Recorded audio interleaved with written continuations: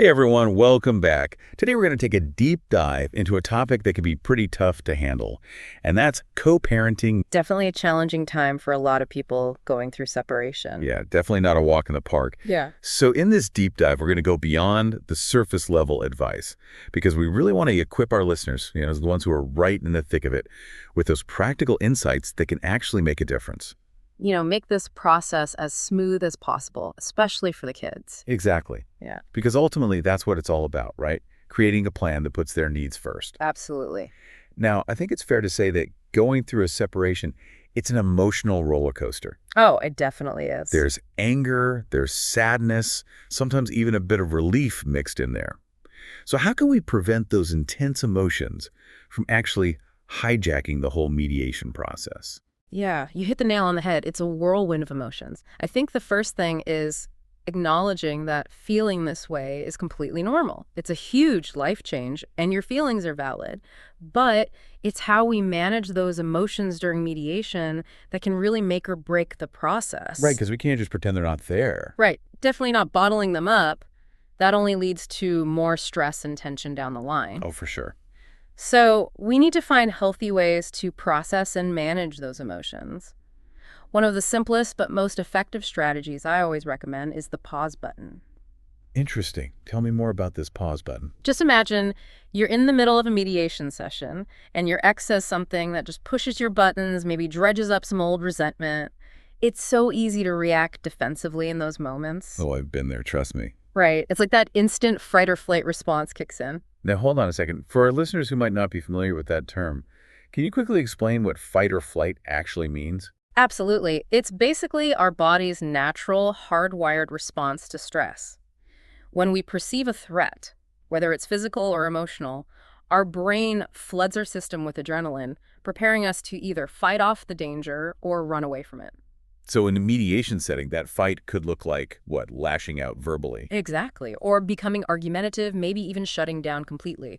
The flight response might manifest as withdrawing from the conversation or avoiding certain topics altogether. Gotcha. So back to this pause button idea. How does that actually help in those moments when you're about to go into fight or flight mode? It's all about interrupting that automatic response. When you feel that surge of anger or frustration rising up, take a deep breath. Count to 5, even 10 if you need to. That brief pause creates space for you to choose a more thoughtful response. That's like you're hitting the reset button on your emotions. Exactly. It gives you a chance to shift from reacting impulsively to responding in a way that's aligned with your goals for the mediation, which ideally are focused on your children's best interests. That makes a lot of sense. It's like hitting the brakes before you run a red light. It prevents things from escalating further. And speaking of preventing things from escalating, sometimes you just need to step away from the table for a bit, right? Absolutely. Requesting a break isn't a sign of weakness. In fact, it shows that you're prioritizing your well-being and making sure you can come back to the discussion with a clear head. It's like pressing pause on a movie that's getting too intense. Exactly. You give yourself time to process, to calm down, maybe even get some fresh air if you need it. And when you come back to the table, you're more likely to be able to engage in a productive and respectful way. I love that analogy. And remember, mediation is all about finding solutions that work for everyone involved. And that means being willing to Compromise, right? compromise.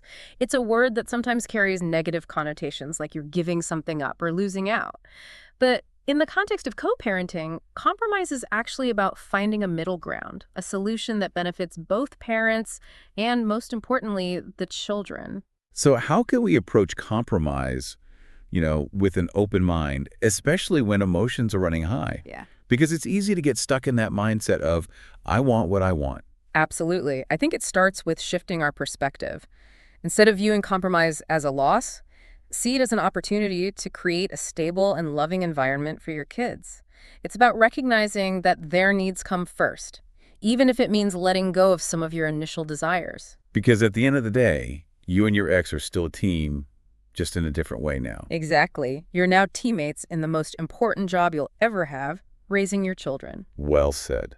So to our listeners out there who are navigating the choppy waters of co-parenting mediation, remember, it's a process, and it's going to have its ups and downs. It's a marathon, not a sprint. Exactly. So acknowledge those emotions, hit that pause button when things get heated, and don't hesitate to ask for a break when you need to regroup.